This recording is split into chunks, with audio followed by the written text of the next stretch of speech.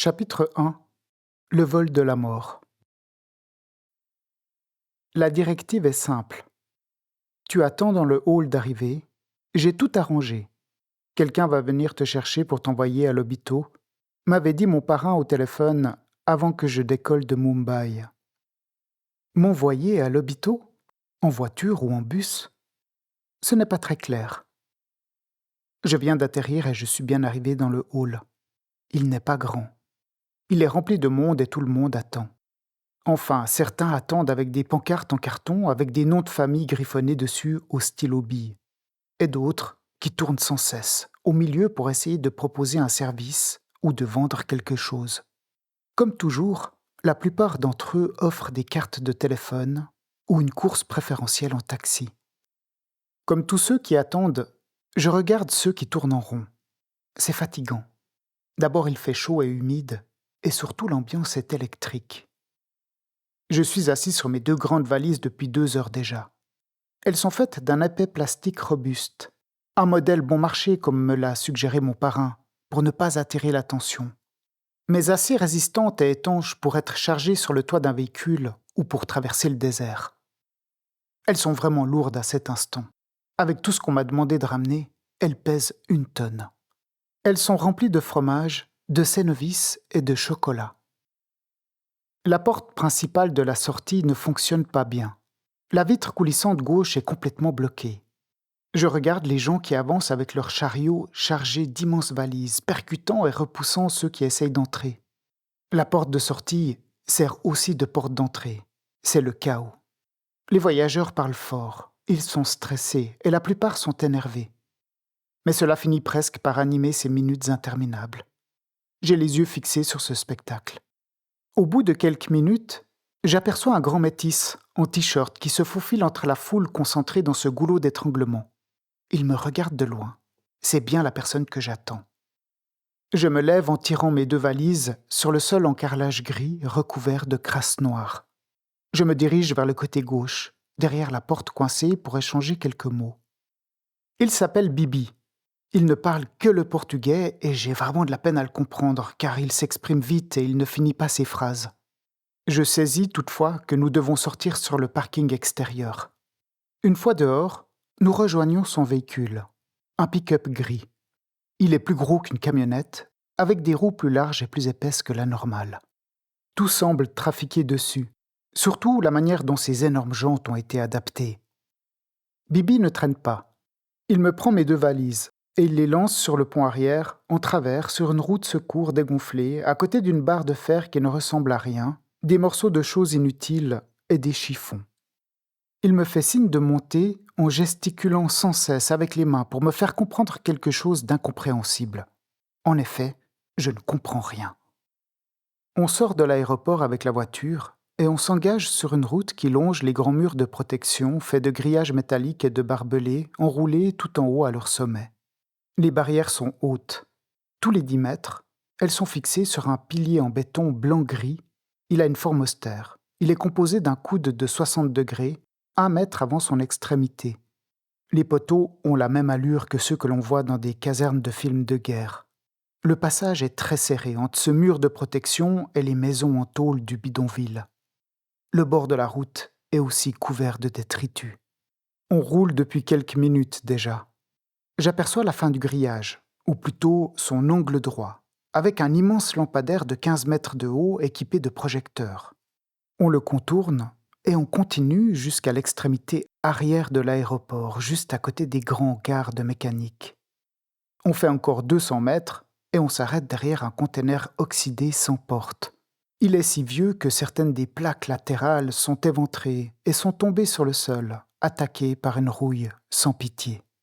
On sort du véhicule et Bibi rejoint le grillage en passant devant le capot avant de sa voiture. À travers les mailles du treillis, on aperçoit le vaste tarmac, derrière 12 hangars qui servent d'entrepôt pour les pièces de rechange et d'atelier pour les machines nécessaires à toutes les réparations mécaniques liées à la manutention aéroportuaire.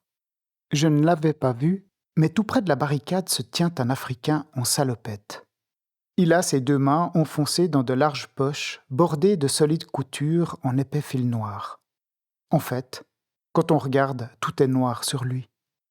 Il est couvert de graisse et d'huile de vidange de moteur. Dans la poche gauche, il a une longue clé anglaise qui dépasse. Elle est noire de graisse aussi. Il est torse nu, sous 2 bretelles tendues sur des épaules maigres avec un fort relief osseux sous sa peau noire. Il affiche un large sourire aux dents éclatantes. Il reconnaît immédiatement Bibi et commence à lui parler en Ubuntu à travers le grand mur en filet métallique. À nouveau, je ne comprends rien à ce qu'ils disent et encore moins à ce que je fais là, hors de l'aéroport. Bibi sort une enveloppe de sa poche arrière de son pantalon. Il en retire une grosse liasse de kwanza, bien serrée avec un élastique. Il la plie en 2 sur la longueur pour la passer dans une maille du treillis. Le mécano la tire délicatement, il la détache et avec une grande agilité, il fait défiler chaque coupure rapidement entre ses doigts pour en calculer la somme. Le compte terminé, il tourne les talons, toujours souriant, les mains dans ses poches, pour rejoindre un établi couvert de pièces de mécanique, ainsi que différents outils répartis autour d'un tracteur d'avion entièrement démonté sans roue. Il se penche derrière la table de travail et cache son enveloppe. Je me retourne. Bibi arrive avec la grande barre de métal qui se trouvait dans le pick-up. Il me fait signe de la tête de prendre mes malasses et de revenir près du grillage. Je transpire. Je traîne mes valises dans l'épaisse poussière grise. J'ai chaud. Je cuis au soleil. Et je ne comprends toujours rien. Le mécano se baisse pour saisir le bas de la clôture. On se trouve entre 2 poteaux. Le treillis, qui est élastique à cet endroit, s'enfonce légèrement dans le sable. Il le tire sur 20 cm pour que Bibi puisse enfiler sa tige métallique sur un peu plus d'1 mètre. En prenant appui sur son épaule, Bibi, qui était à genoux, soulève la barre de fer en se redressant sur ses jambes. Il arrive à créer un petit passage de 60 cm de haut sous le grillage. Le mécano, déjà couché sur le sol, a saisi la roue de ma valise et la ramène de son côté. Elle est à peine passée qu'ils me font signe tous les 2 en même temps de m'allonger pour ramper dans le passage. Mais nom de Dieu, c'est quoi ce bordel ? Je me glisse comme je peux sous le grillage en me griffant le dos sur les pointes métalliques des extrémités du treillis. Je me relève pour secouer toute la poussière accumulée sur mes habits. J'ai juste le temps de constater que ma 2e valise est arrivée à côté de moi, que Bibi a déjà retiré sa barre de fer, ne laissant aucune trace de l'astuce. En moins de 10 secondes, je me retrouve à nouveau dans l'aéroport, mais cette fois à l'autre bout, sur le tarmac, avec un sentiment très étrange, je n'ai rien à faire là. Bibi est retourné à sa voiture. Il a lancé la tige de métal dans son pick-up et me fait signe avec un large sourire depuis la fenêtre de sa grosse Jeep, le pouce pointé vers le ciel. Je n'ai pas le temps de le voir partir ni de réfléchir, car le mécano me demande de le suivre à bons pas. J'écoute les roues de mes valises qui frottent sur l'asphalte. C'est un bruit que je n'ai jamais entendu dans ma vie. On passe rapidement entre 2 grandes halles à moitié ouvertes. Je distingue un hélicoptère à travers la porte de la première et une aile d'avion avec 2 moteurs à hélice dans la deuxième. Derrière les 2 bâtiments commence le tarmac. C'est une immense surface plane, chauffée par le soleil de midi qui brûle. Ça sent très fort le kérosène. Son souffle chaud nous frappe en pleine figure, car devant nous, c'est la piste de décollage. On se dirige sur la droite. J'ai l'impression de me retrouver sur la scène d'un théâtre, en face d'un public, et d'y être arrivé par hasard. C'est atrocement gênant. À côté de moi, des avions atterrissent et d'autres s'apprêtent à décoller. Je ne me souviens pas avoir déjà aperçu quelqu'un sur une piste d'aéroport à travers le hublot depuis un avion au moment du décollage. Devant nous se dressent 3 engins. Sur la droite, un camion-citerne orange pour acheminer du kérosène. Sur la gauche, un gros cargo et tout au fond, entre les 2, un avion plus petit. On marche dans sa direction sans rien dire. De toute façon, je ne trouve pas de mots pour parler. Le mécano se retourne. Il s'arrête et il hésite. Il aperçoit quelque chose derrière lui, et je ne sais pas pourquoi, sans m'avertir, il part en courant se jeter sous le camion-citerne. J'ai une bouffée de chaleur plus chaude que le goudron du tarmac qui cuit au soleil. Mais qu'est-ce qu'il fout ? Je me tourne, je découvre des gens au loin. Ils sont tout près des hangars. Je regarde alors le mécano. Il est toujours caché sous son camion.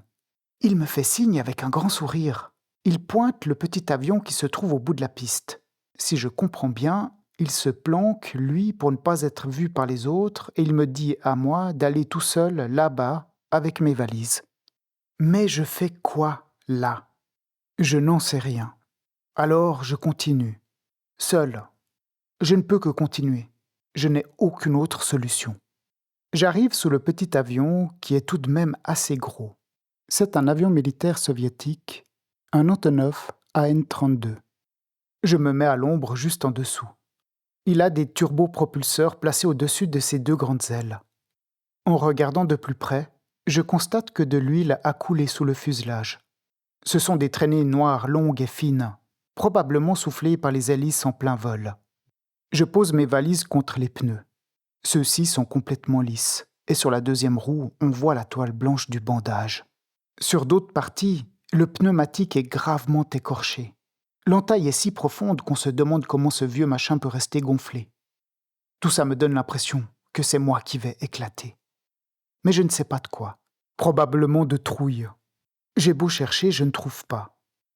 En fait, je me dégonfle. Je suis sous un avion russe, pourri, largué, seul, je ne parle pas portugais, j'ai chaud et je ne comprends rien. Suis les directives, m'avait dit mon parrain. Je regarde autour de moi.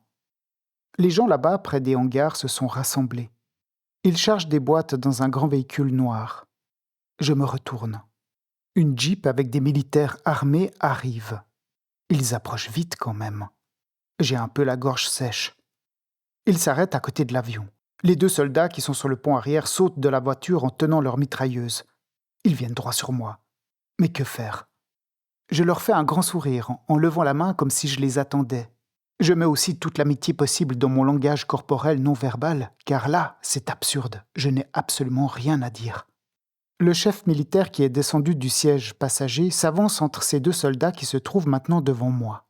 Ils ont tous les deux les mains sur leur AK-47, bien en travers, suspendus par une bandoulière de cuir.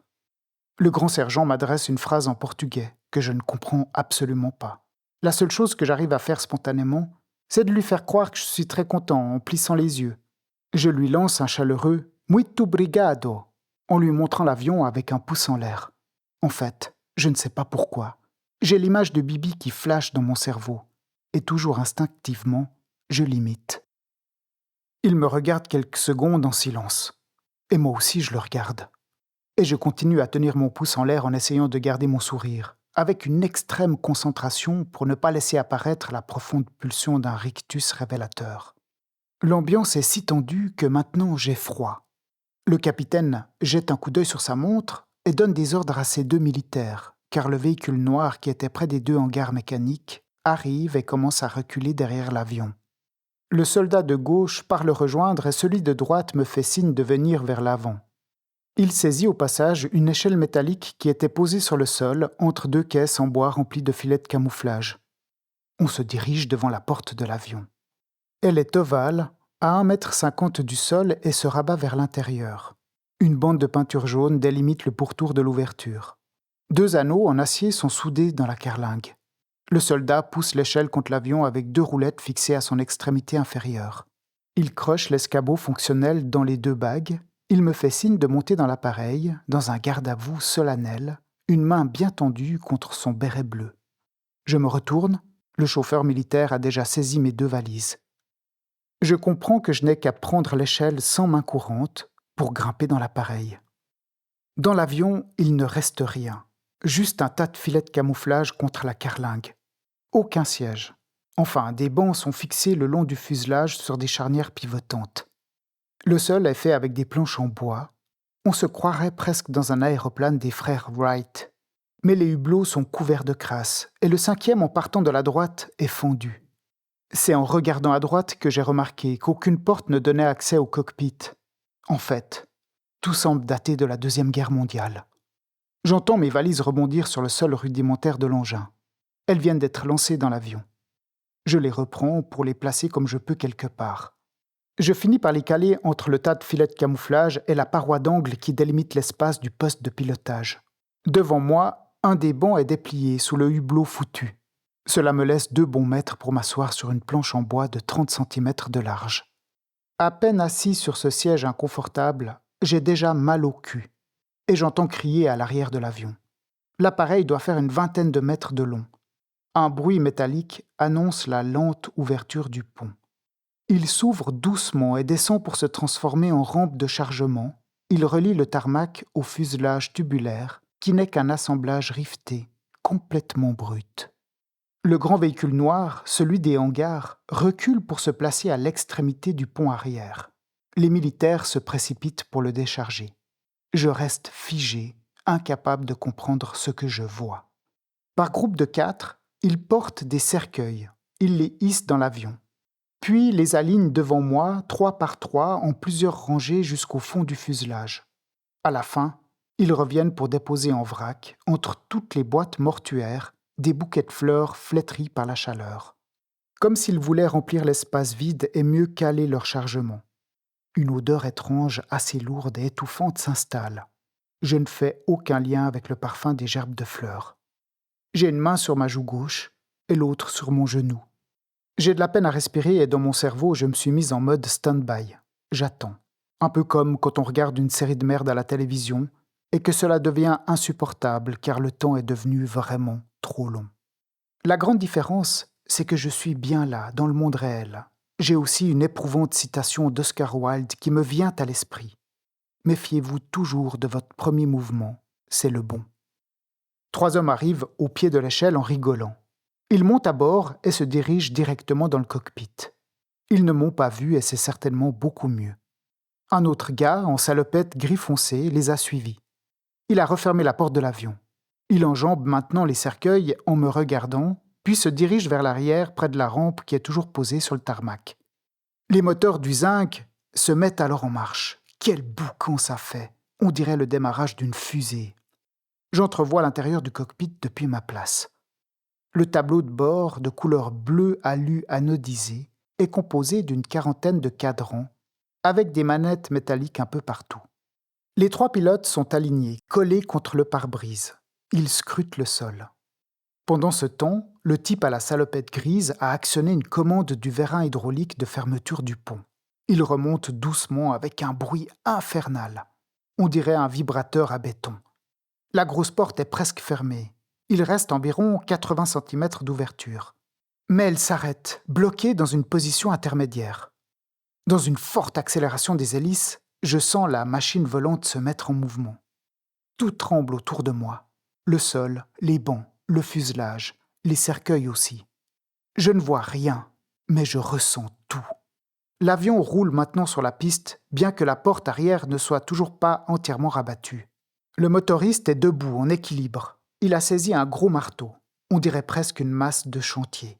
Avec une force considérable, il frappe sur la partie inférieure du vérin hydraulique de fermeture. Et à chaque coup, la rampe arrière remonte de quelques centimètres.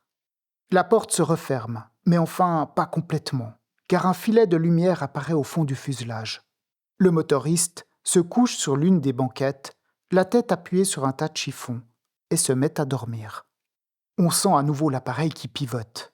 On doit être prêt pour le décollage. Mais il s'arrête brutalement et on attend.